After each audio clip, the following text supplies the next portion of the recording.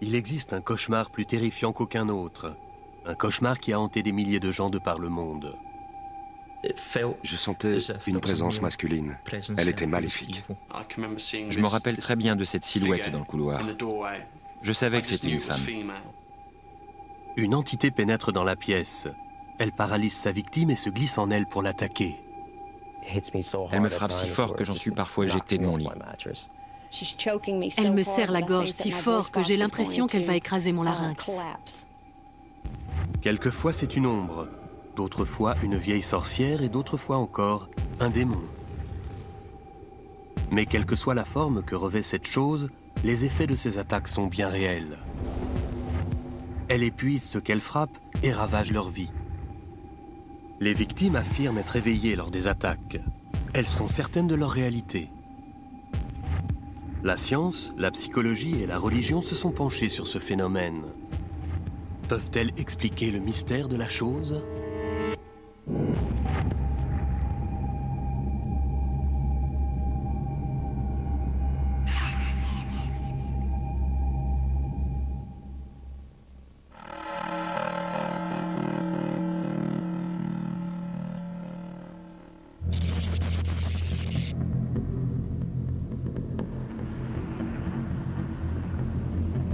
Cette femme a subi des attaques d'entités presque toute sa vie. Elles ont commencé à l'âge de 5 ans. La première chose dont je me souviens remonte à mon enfance. C'était un soir, ma mère venait de me coucher et j'entrevoyais les lumières de la salle à manger. J'étais allongée et j'entendais mes parents et la télévision. J'ai levé les yeux vers la droite et j'ai vu un couple. 2 ombres très noires dans ma chambre. Un homme et une femme. Ils se sont avancés vers moi. C'était si effrayant que j'en avais le souffle coupé. J'ai voulu appeler ma mère, mais je n'ai pas pu. J'étais terrifiée. C'est à ce moment-là que ma mère est revenue dans la chambre et elle est passée au travers de ces 2 personnes qui se tenaient à ma droite. Je lui ai demandé qui étaient ces gens et ce qu'ils faisaient dans ma chambre. Mais elle m'a dit que ce n'était qu'un rêve et qu'il fallait que je me rendorme. Je lui ai répondu que ce n'était pas un rêve, que je ne dormais pas puisque j'entendais la télévision dans l'autre pièce. Ça a été ma première expérience. Mais à mesure que les années passent, les entités qui assaillent Jamie deviennent plus réelles et plus violentes. Elle redoute de plus en plus d'aller se coucher.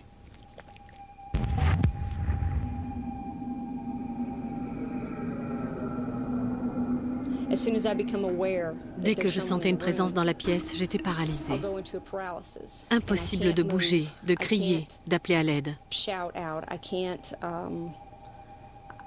La plupart du temps, elles attaquent. Et c'est impossible de résister. On ne peut ni bouger, ni crier. C'est comme si on était drogué.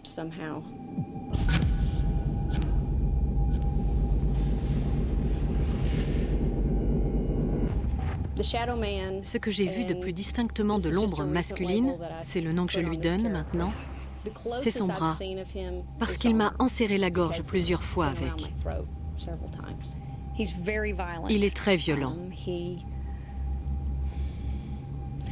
Il ne prend aucune précaution. Je crois qu'il se fiche complètement de me briser les cervicales. C'est vous dire à quel point il est violent. En général, une très vieille femme l'accompagne. Elle est assez petite et vêtue de plusieurs couches de vêtements superposés. On dirait un peu une clocharde qui porterait tous ses vêtements sur elle, son châle, sa veste, son chapeau. La vieille femme s'assied sur ma poitrine. Elle n'est pas vraiment lourde, mais elle l'est assez pour m'empêcher de respirer. Je ne peux presque plus respirer. Je n'arrive pas à gonfler mes poumons. L'homme, lui, me tient par le cou et la vieille vient se placer en haut de ma poitrine. Elle me serre la gorge si fort que j'ai l'impression qu'elle va écraser mon larynx. Je ne peux plus bouger car il me tient les bras et le fait qu'elle soit assise sur moi m'empêche de toute façon de bouger. Je ne peux rien faire.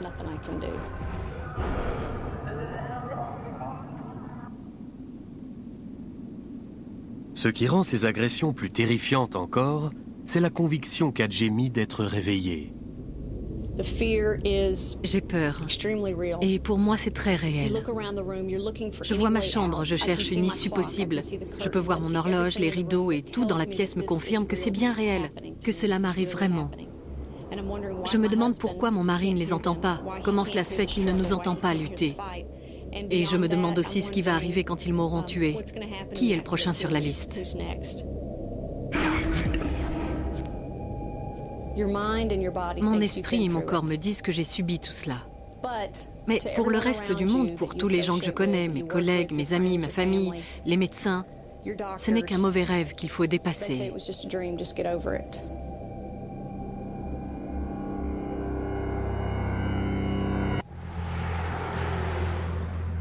Des années durant, Jamie a cru être seule. Elle a eu peur d'être folle ou de délirer. Et puis elle a découvert que d'autres personnes avaient vécu des expériences similaires.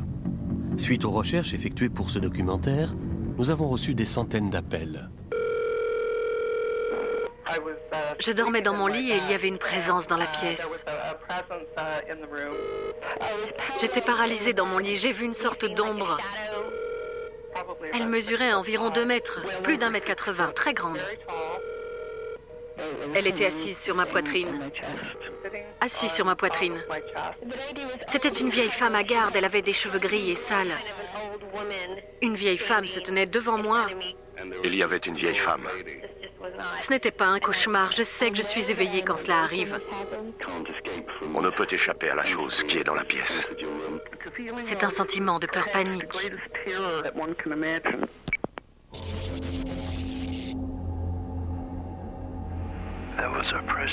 Il y avait une présence dans la pièce. J'ai cru voir une silhouette sombre.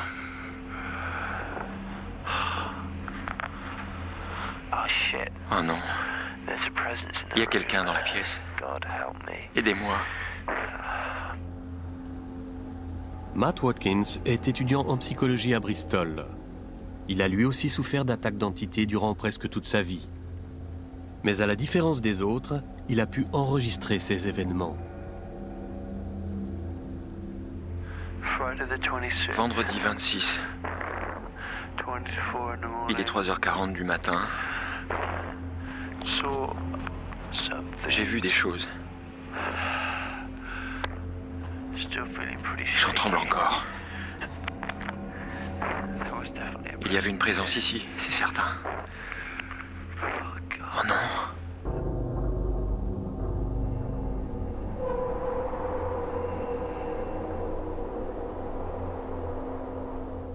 Je me rappelle très bien de cette silhouette dans le couloir.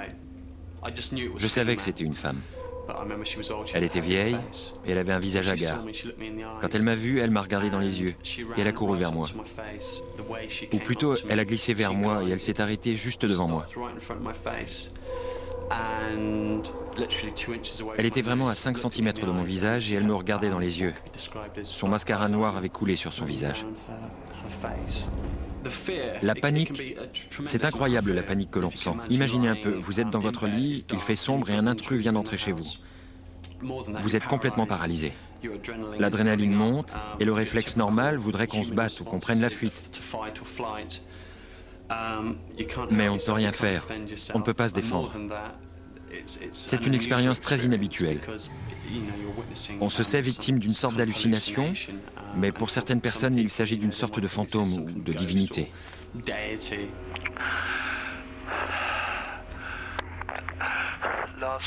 Je crois qu'il faut que je me ressaisisse.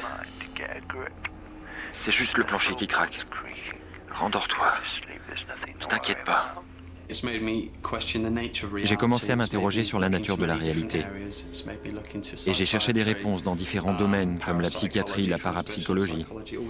J'ai compris qu'il pouvait y avoir d'autres explications à ce phénomène, et j'ai commencé des recherches plus poussées. Matt est terrifié par ces visions, mais il est aussi intrigué. Il décide de faire des entités le sujet de son diplôme. En parcourant des textes anciens, il est surpris de trouver des témoignages d'expériences similaires aux siennes, datant de plus de 2000 ans. Si je suis maudit, je reviendrai la nuit vous harceler. Je m'en prendrai à vos visages et j'appuierai sur vos poitrines tremblantes. Je vous priverai de sommeil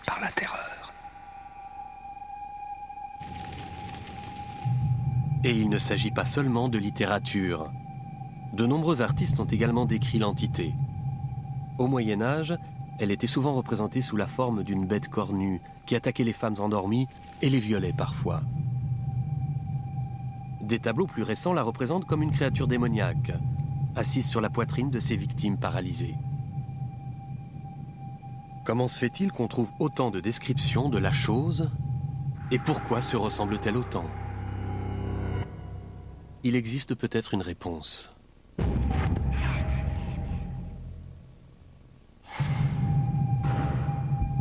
À travers l'histoire, des milliers de personnes ont souffert de visions nocturnes, au cours desquelles elles étaient attaquées par de violentes et mystérieuses entités. Ces expériences sont parfois si terribles qu'elles ont brisé leur vie. Chaque fois que cela m'arrive, je n'en parle pas. J'essaie d'oublier. J'ai beaucoup de mal à expliquer l'intensité de la chose, l'intensité de la peur. Parfois, je me réveille les paumes entaillées par mes ongles, à force de serrer les poings. Je me suis aussi cassé une dent dans mon sommeil en serrant la mâchoire. Voilà à quel point c'est intense. Il m'est arrivé de songer à me supprimer. Je ne vois aucune autre issue. Quand on arrive à un niveau de fatigue aussi extrême, qu'on est fatigué de lutter et qu'on sait que chaque soir, en allant se coucher, on va devoir se battre encore, lutter encore, on commence à avoir peur de s'endormir. La science peut expliquer en partie ce phénomène. Lorsque l'on rêve, un mécanisme dans le cerveau nous paralyse pour nous empêcher de mimer les gestes de nos rêves. Certaines personnes se retrouvent prises au piège entre l'état de veille et de rêve. C'est la paralysie du sommeil. Le docteur Al Shane a étudié plus de 9000 de ces cas. Pour lui, cet état est sans doute vécu sous une forme bénigne par plus de 30% de la population mondiale. La paralysie du sommeil est un type de rêve, un rêve éveillé, ou peut-être plus précisément un cauchemar éveillé. Il faut savoir qu'il y a deux mécanismes distincts dans le cerveau primitif. Le premier nous permet de nous réveiller, et le second nous maintient en état de rêve. Ces deux mécanismes sont interdépendants. Le mécanisme de réveil inhibe le mécanisme de rêve. Lorsqu'il fonctionne, on est réveillé, conscient de notre environnement et capable d'y répondre. Maintenant, imaginez que votre système de réveil s'éteigne, mais qu'il y a un problème au niveau des neurotransmetteurs. Le système de réveil ne va pas inhiber celui de rêve. On va donc se réveiller sans cesser de rêver. Les deux systèmes fonctionnent alors en même temps. Vous êtes éveillé, mais vous rêvez. La paralysie du sommeil peut nous aider à comprendre pourquoi ces visions semblent si réelles. Mais pourquoi alors les scénarios de ces attaques sont-ils toujours similaires? Explorons le processus donnant naissance aux hallucinations. Le sentiment que quelqu'un est assis sur notre poitrine, par exemple, peut simplement provenir du fait qu'on ne parvient pas à respirer profondément. Rappelez-vous qu'on est paralysé. C'est alors qu'on peut s'imaginer qu'une personne assise sur notre poitrine nous empêche de respirer. Pour les hallucinations visuelles, cette sensation de pesanteur sur notre poitrine nous invite à croire qu'il y a bien quelque chose. Et on cherche à le voir. On a les yeux fermés, mais on sent que si on pouvait les ouvrir, on verrait cette chose. Et si on ouvre les yeux, on se dit que la chose est hors de notre champ de vision. On va peut-être alors commencer à apercevoir une forme, une sorte d'ombre. À ce moment-là, il se peut qu'on entende quelque chose, des pas, un mouvement quelconque dans la pièce. On va peut-être même sentir un frôlement. À chacune des étapes de ce processus, l'hallucination prend plus de réalité, de sorte que cette sensation vague d'une présence se concrétise en la certitude qu'une chose est entrée dans la pièce. L'étude de la paralysie du sommeil pourrait fournir des éléments d'explication aux visites des entités. Mais certaines attaques vont bien plus loin que de simples visites.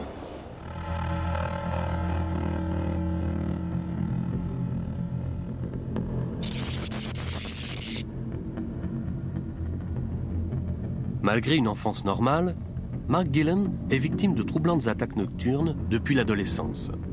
Il continue d'éprouver des difficultés à en parler.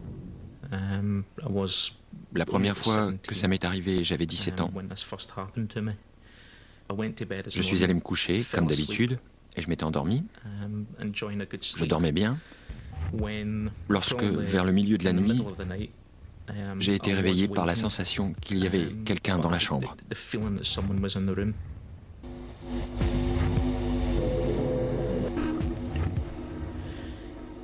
Je ne savais pas qui c'était. Je ne pouvais pas l'expliquer. Ensuite, j'ai senti que j'étais paralysé, que je ne pouvais pas bouger. C'était comme si cette puissance qui était là contrôlait mon corps.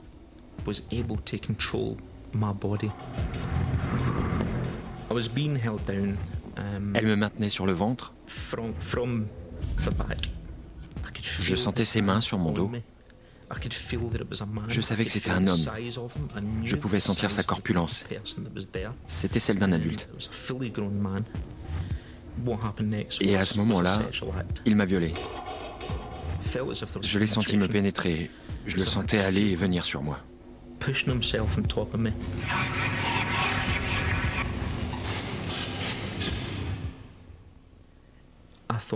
J'ai cru que j'allais mourir. J'ai cru que ça allait me tuer.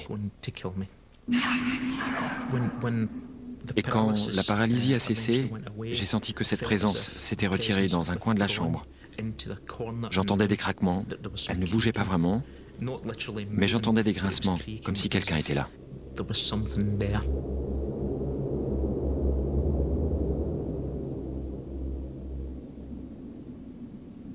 Les tourments dont parle Mark ont laissé une telle empreinte sur lui qu'ils ont affecté sa relation avec sa fiancée. Valérie refuse d'en parler. Cette affaire nous a complètement détruits. Et sans doute, je n'ai pas réussi à gérer tout cela. Du moins, comme je l'aurais dû. Tout cela a terriblement affecté notre relation. Je crois que je suis encore très en colère. Je suis toujours en train de me demander ce qui m'arrive. Est-ce que je deviens fou? Je ne supporte plus d'avoir peur d'aller me coucher. Les attaques dont souffre Mark sont pour lui tragiquement réelles. Mais pour le docteur Shane, une approche scientifique des mécanismes du sommeil peut expliquer non seulement ces attaques, mais aussi le mythe médiéval des viols démoniaques.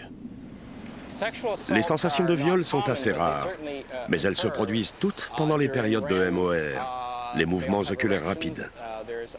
Les érections chez les hommes et les sécrétions clitoridiennes chez les femmes montrent que nos rêves ont des contenus sexuels.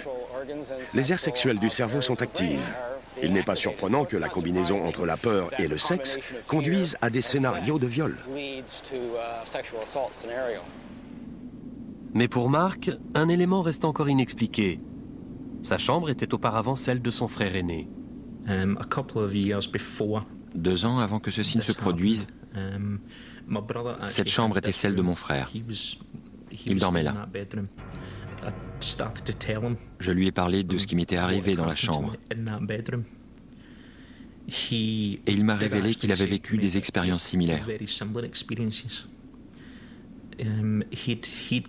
Il a subi les mêmes épreuves, la même sensation de se faire étrangler, le sentiment d'une présence.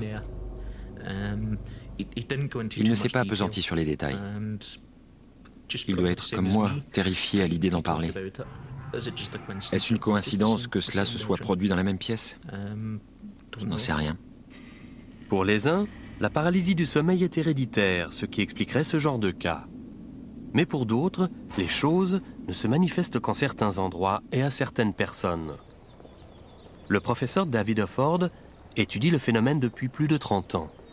C'est à la suite d'une expérience personnelle qu'il a commencé ses recherches. Des années avant que je n'entame des recherches universitaires sur le sujet, j'ai subi moi-même une attaque de paralysie du sommeil. Je n'avais jamais entendu parler de ce phénomène, mais j'y ai rencontré tout ce que j'ai retrouvé par la suite dans les traditions du monde entier. J'ai entendu des pas, ressenti une présence terrifiante. Quelque chose montait sur mon lit, je ne pouvais pas bouger. J'ai cru qu'on m'assassinait, c'était effrayant. Je n'en ai jamais touché mot, bien sûr, comme la plupart des gens dans nos sociétés. Je ne voulais pas qu'on me prenne pour un fou. Quelques années plus tard, je suis allé au Newfoundland. C'est là qu'on m'a parlé de la vieille sorcière. À l'époque, je ne savais pas qu'il s'agissait de paralysie du sommeil. Et je me suis dit, c'est incroyable. Comment ces gens peuvent-ils avoir une tradition décrivant ce qui m'est arrivé dans un tout autre pays? Et je me suis passionné pour le sujet. Ford a mené des recherches dans plus de 12 pays. Son sentiment, c'est que la paralysie du sommeil peut expliquer les poids ressentis sur la poitrine, mais pas la pression en d'autres endroits du corps. Les témoignages semblent trop réels. Pendant une crise de paralysie du sommeil, il est courant de reporter la pression sur sa poitrine. Cette sensation peut provenir de la paralysie volontaire des muscles respiratoires. Mais parfois, elle touche d'autres endroits du corps. Certaines personnes m'ont raconté qu'elles ont l'impression qu'on enfonce leur tête dans le matelas. D'autres ont l'impression qu'on appuie si fort sur leurs pieds que leurs jambes vont se briser. Pour que l'hypothèse de la paralysie soit confirmée, elle devrait expliquer tous ces phénomènes. Or, ce n'est pas le cas, jusqu'à présent. Plus étonnant encore, il semble que ces entités attaquent parfois non pas des individus isolés, mais des communautés entières.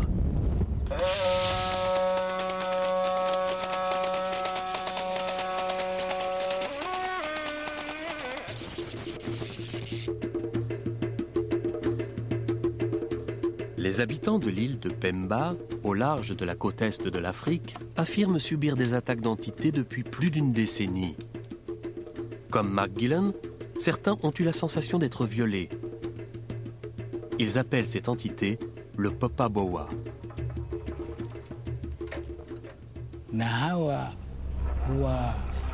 À ce moment-là, je m'étais endormi. Mais j'ai senti quelque chose. Il y avait une présence dans la pièce.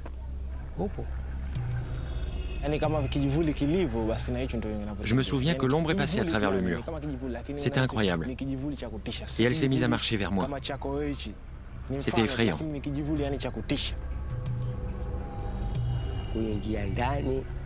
La chose est entrée dans ma maison. Ensuite, elle s'est approchée de moi. Je me sentais paralysé. Je ne pouvais plus du tout bouger. Elle m'a pris à la gorge et s'est mise à la serrer très fort. Je ne pouvais plus respirer.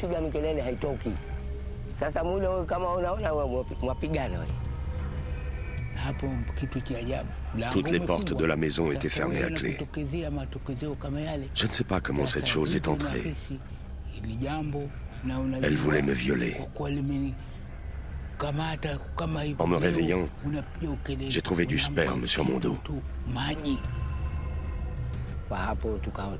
Les villageois ont commencé à se plaindre. On a voulu capturer le Popaboa.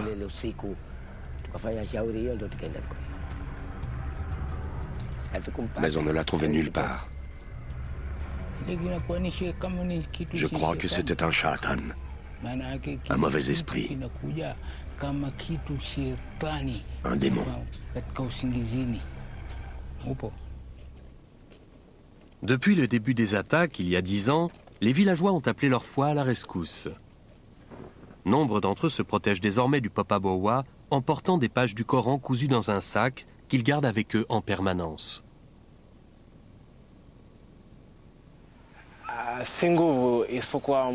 Je suis protégé. J'ai des amulettes contre les choses surnaturelles. Avec ça, il n'a pas pu me maintenir sur le ventre, comme il l'a fait aux autres.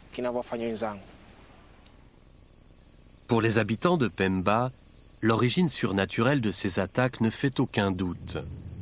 Il y a 200 ans à peine, les Occidentaux auraient pensé de même. Aujourd'hui, c'est l'échec de la science à expliquer ces phénomènes terrifiants qui poussent leurs victimes à quitter le domaine du rationnel pour se tourner vers des institutions religieuses qui admettent la possible existence de phénomènes surnaturels.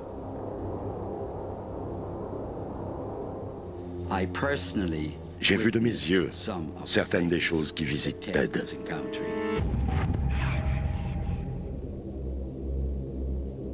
En Occident, la paralysie du sommeil est la principale explication médicale pour les attaques d'entités. Mais nombre de ces victimes ne se satisfont pas de ce diagnostic. Les expériences qu'ils vivent leur paraissent trop réelles. Et lorsque des témoins directs attestent de la vérité de leur récit, cette conviction grandit encore en eux.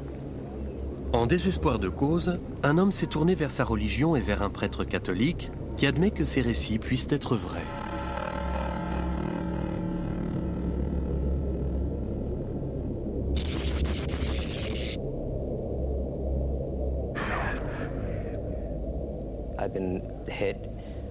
Je suis attaqué par une force invisible. Elle me frappe à la poitrine. Elle pénètre dans ma tête, dans mon corps, dans ma poitrine. Elle tire mes jambes. Elle me frappe si fort que j'en suis parfois éjecté de mon lit. Quelquefois, en me réveillant, après une attaque ou après une paralysie, je vois un filet de fumée noire ou blanche qui s'échappe de mon lit, de mon oreiller, tout près de mon visage. Elle flotte dans l'air.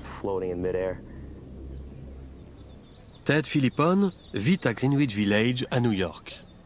Il affirme être victime d'attaques quotidiennes depuis son enfance. Ces attaques sont si brutales qu'il lui est impossible de garder un emploi fixe. J'ai tellement peur de cette chose que je ne peux pas dormir. J'essaie de garder les yeux ouverts pour voir s'il n'y a rien dans la pièce. Mon humeur en a été modifiée, je suis en dépression. Et cela m'a rendu complètement inutile à la société, inutile pour qui que ce soit. Sans revenu régulier ni soutien familial, Ted s'est tourné vers l'Église. Il vit aujourd'hui dans un foyer catholique sous la garde du père Pat Maloney. Celui-ci prétend avoir été témoin de ces étranges événements. Je me souviens d'une fois où il était très angoissé. Il paraissait presque paniqué. Et il m'a dit, « Regardez, la chose est revenue pour m'embêter. » Je lui ai demandé, « Qu'est-ce qui t'embête ?» Et il m'a répondu, « Vous ne me croyez pas. » Je lui ai dit que si, je le croyais. Et je me suis assis dans un coin, à quelques centimètres de lui. En m'approchant, j'ai immédiatement ressenti une vibration, une sorte de présence physique. Je n'ai pas senti cette chose comme malveillante. On aurait dit qu'il attirait une force venue d'une autre dimension. Le père Maloney n'est pas le seul à avoir observé le phénomène qui assaille Ted. Sa petite amie affirme aussi avoir été témoin de ses rencontres avec la chose. J'étais assise dans le canapé face à la salle de bain. La porte était ouverte et j'ai vu une sorte de silhouette grise sortir de la salle de bain. Je ne pourrais pas définir cette forme. Je ne sais pas si c'était masculin ou féminin. C'était une très grande silhouette. Elle était grise et comme brumeuse. Et elle est entrée dans la chambre de Ted. Il m'a dit, « Tu as vu ça ?» Et j'ai répondu, « Mais de quoi tu parles ?»« De ce qui est sorti de la salle de bain. » Et là, je me suis dit, c'est bon, je deviens folle. C'était la première fois que je voyais ce genre de choses. Pour l'un des médecins de Ted, celui-ci souffre de paralysie du sommeil aggravée par une enfance traumatisante. Mais le fait que des témoins aient assisté au phénomène le rend plus difficile à expliquer. En réalité, chaque cas est toujours intéressant et très étrange. Mais ceux qui m'étonnent le plus sont ceux qui impliquent plusieurs personnes.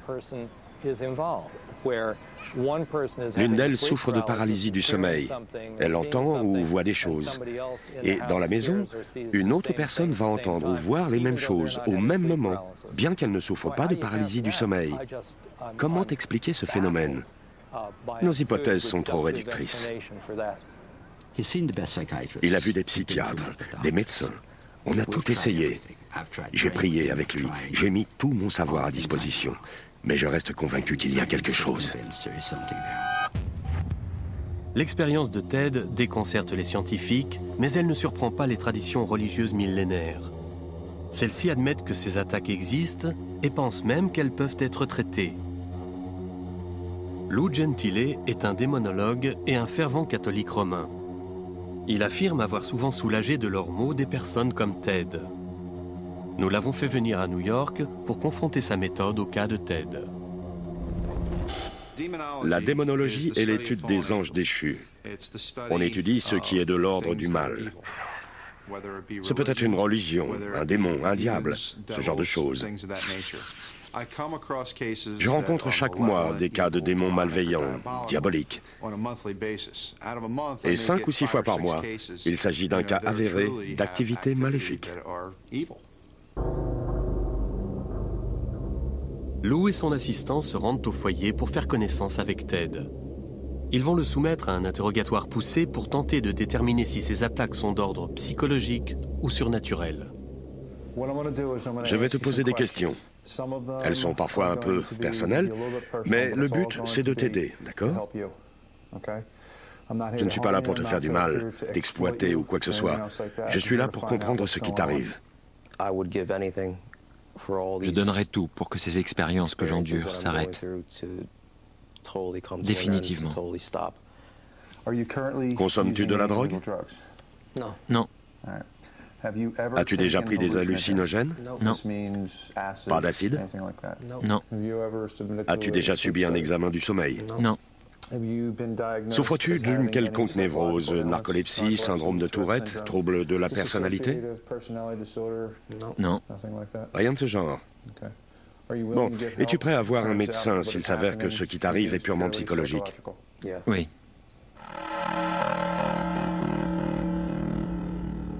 Après 2 heures d'interrogatoire, Lou décide que ce cas mérite une enquête approfondie. Je vais l'observer de loin. En fait, on sera placé au-dessus de lui. Je vais raccorder cet ordinateur à une caméra. Et je pourrai ainsi voir et entendre ce qui se passe dans la pièce. Et s'il se passe effectivement quelque chose, je peux descendre en quelques secondes.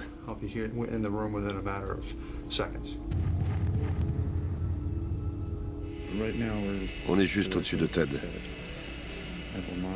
Et on le surveille. L'équipement est en place. On va pouvoir observer ce qui se passe. S'il y a le moindre mouvement ou si des globes, des boules de lumière apparaissent, on va bien voir.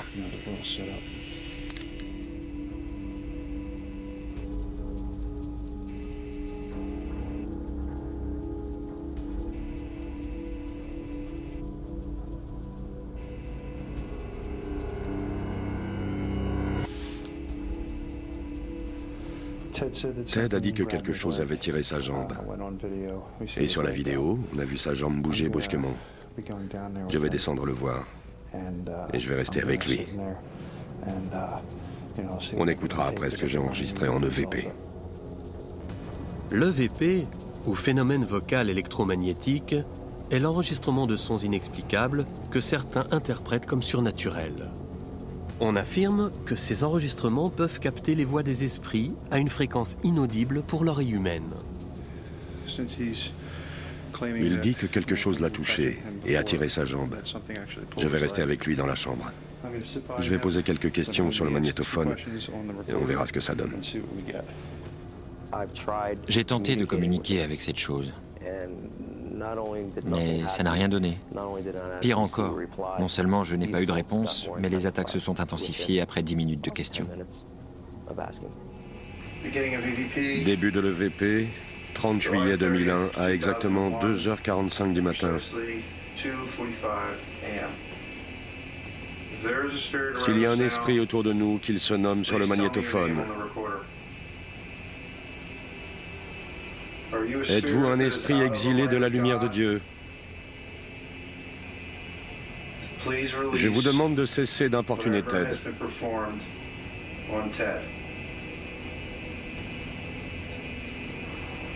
Je vous le demande au nom de Jésus-Christ, notre Seigneur et notre Sauveur.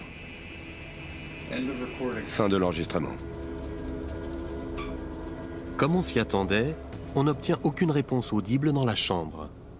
Mais en écoutant les sons enregistrés par le magnétophone, on découvre une version toute différente des faits.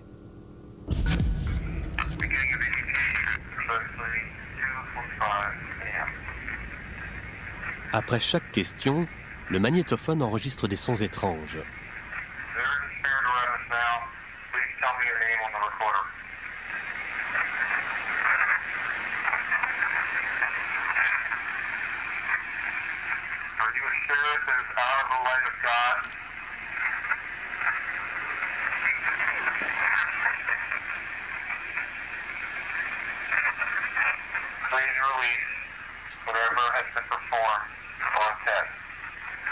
Gentile mentionne alors le nom de Jésus.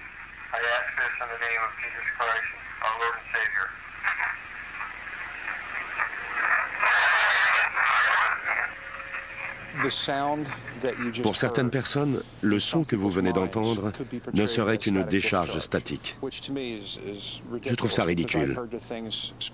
J'ai entendu ces choses éructer des blasphèmes chez les gens, insulter les gens que je tente d'aider, et même des gens qui n'ont rien à voir avec le cas.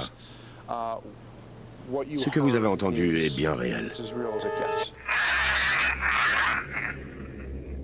Après avoir écouté les sons enregistrés, nous avons soumis cette cassette à des experts de la police scientifique. Selon eux, pour créer ce genre de son, il faut frotter le microphone ou agir dessus via un récepteur distant. Lou ne paraît avoir pratiqué aucune de ces deux manipulations. Le lendemain matin, il donne son opinion à Ted. On a déjà parlé de la force de ta foi. Je crois que cette chose te fait subir tout cela parce que ta foi n'est pas assez vigoureuse. Tu dois la renforcer. Tout cela, c'est pour te faire peur. Ils essaient de te terrifier. Ils te poussent, ils te tirent et ils te frappent, mais sans devenir trop violent, parce qu'au fond de ton cœur, ta foi reste présente. Il faut simplement la renforcer. Si je perds complètement la foi, ce sera plus violent? Oui. Tout ce que je veux, c'est dormir en paix, sans avoir toujours à garder l'œil ouvert, sans regarder du coin des yeux, à les ouvrir et les fermer sans cesse, pour voir s'il y a une entité dans la pièce. Je me demande pourquoi tout cela m'arrive à moi, et pourquoi on ne peut pas l'arrêter. Pour moi, il s'agit d'un cas où se mêlent des aspects surnaturels, parapsychiques et psychologiques. En ce qui concerne l'aspect spirituel de la chose, on doit l'aider à retrouver la foi. Dans un monde où la preuve scientifique fait loi, l'idée d'un esprit malin harcelant Ted peut paraître étrange. Pourtant, il existe un cas d'attaque nocturne qui va plus loin encore que de simples visites d'entités. Un homme est en effet persuadé que la chose ne l'attaque pas de l'extérieur, mais de l'intérieur.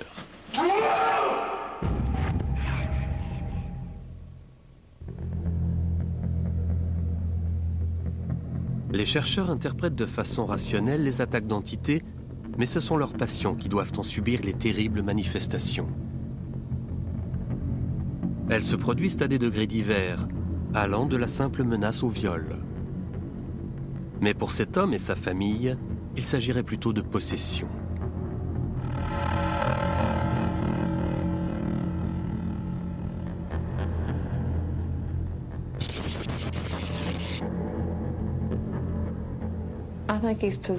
Je crois qu'il est possédé, parce qu'à l'état de veille, il n'est pas violent.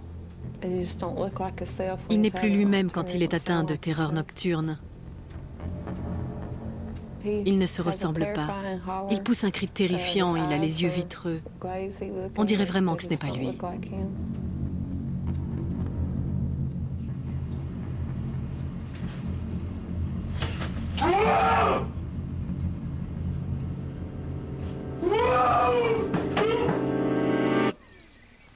Cody McKee et Monica Forrest sont ensemble depuis 7 ans. Ils ont 2 enfants.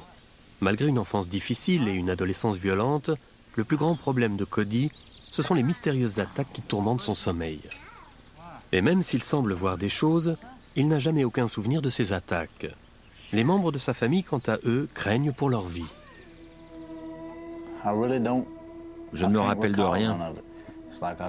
Je m'endors, je me réveille, et entre les deux, c'est le trou noir. Je ne sais pas ce que j'ai fait ou qui m'a fait faire ce que j'ai fait. Comme elle l'a dit, je me sens possédé. C'est comme si quelqu'un sautait dans mon corps pour me rendre fou.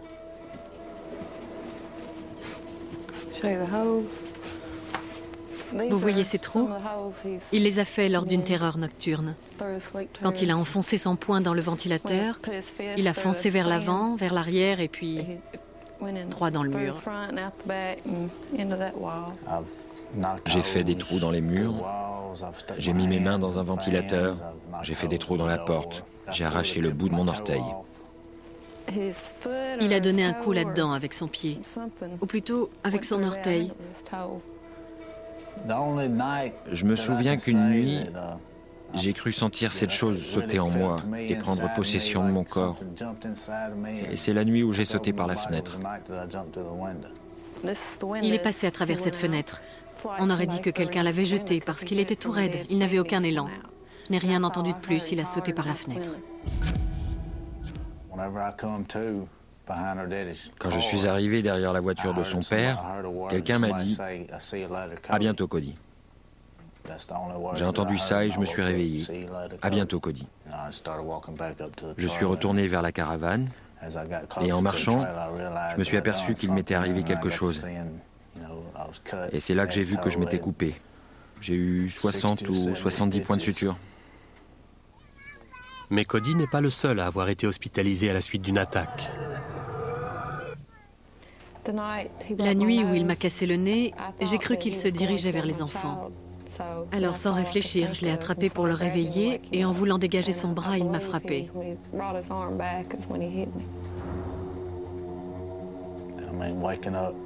Quand je me suis réveillé, il y avait du sang partout et elle pleurait. J'ai vu son nez, l'un des os était à nu, cet os ici. Je n'arrivais pas à croire que j'avais pu lui faire ça.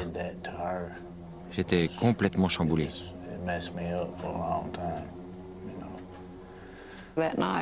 C'est là que j'ai décidé de dormir dans une autre chambre. J'étais en train de fermer la porte à clé quand il a eu une autre attaque. Il a couru vers la porte et il a fait sauter le verrou. Alors j'ai bloqué la porte avec des meubles. Elle ne ferme plus à présent. Quand on la ferme comme ça, on peut encore l'ouvrir facilement. Il faut bien appuyer sur le bouton pour être sûr qu'elle soit bloquée. Ensuite, je mets le lit devant, comme ça.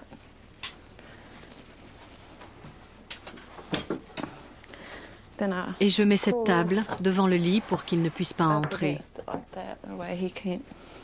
Pour l'instant, ça marche. Mais à force de défoncer la porte, maintenant elle se fissure.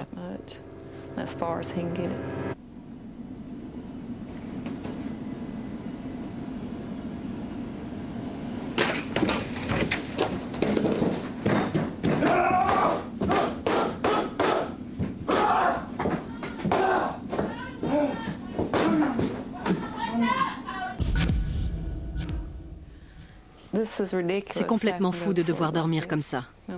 Les gens normaux se contentent d'aller au lit, mais ici, il faut se protéger pendant son sommeil.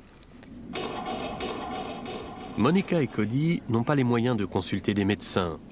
Ils craignent de plus en plus que ces attaques ne soient le fait d'une entité extérieure. Nous avons offert à Cody d'être examiné dans une clinique du sommeil, afin de voir si ces réveils nocturnes peuvent être expliqués. Je n'ai jamais rencontré de cas aussi aigus de somnambulisme et de terreur nocturne.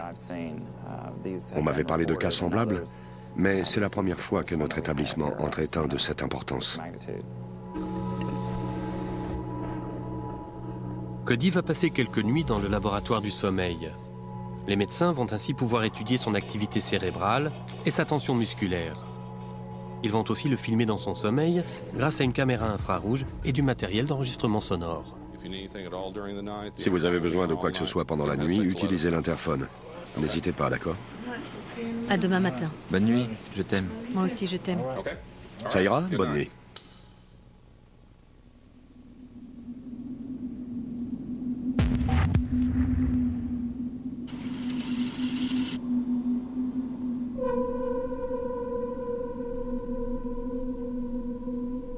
La première nuit, Cody semble se réveiller terrifié.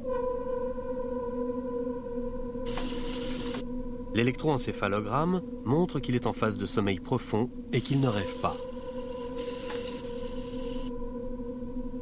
Mais si Cody ne rêve pas, qu'est-ce qui peut bien provoquer une telle terreur ?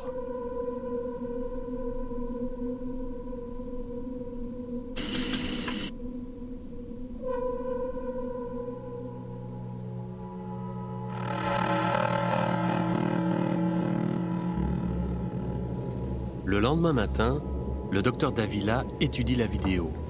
Vous vous êtes réveillé ici, en plein sommeil profond. Vos globes oculaires tournent et vous avez l'air terrifié. Vous vous rappelez quelque chose? Non, je ne me rappelle jamais rien. Vous ne vous rappelez pas avoir fait de cauchemar ou avoir rêvé? Et vous, Monica, vous l'aviez déjà vu rouler des yeux comme ça ou dormir les yeux ouverts? Non, je ne me réveille que quand il crie. Bon, C'est terrible de me voir les yeux ouverts comme ça. J'ai pas l'impression que c'est moi en fait. on dirait qu'il fixe quelque chose en mouvement, mais on ne sait pas s'il voit quelque chose ou non. Il ne se souvient pas avoir ouvert les yeux, ni avoir vu quelque chose d'effrayant, même s'il paraît bien effrayé. On ne peut pas déterminer ce qui déclenche les attaques chez Cody. Et en ce sens, il reste un mystère. Il est impossible de savoir ce qui se passe dans son esprit. Mais on sait qu'il se bat pour se réveiller, pour retourner en état de veille. Il lutte vraiment. Le docteur Davila pense que Cody souffre d'une forme particulièrement aiguë de somnambulisme. Ces crises surviennent dans les stades du sommeil le plus profond. Mais quant à savoir ce que Cody voit ou ce qui le rend si violent, le mystère reste entier. Les hypothèses médicales sont loin de permettre à Cody de comprendre ce qui provoque ces attaques. Ils ne m'ont pas expliqué pourquoi je fais ça. Ils ne m'ont rien dit. Donc ils ne savent pas ce qui provoque ces crises. Je sais seulement qu'ils m'ont proposé un traitement médical qui pourrait arrêter tout ça. J'espère que ça va marcher. J'espère que ces médicaments m'aideront à dormir normalement, sans avoir à me dire que je risque de faire du mal à mes proches ou à moi-même. Après plus de 3 mois de traitement médical, les crises dont souffre Cody se sont espacées, mais elles n'ont pas cessé. Et elles sont aussi imprévisibles et violentes que jamais.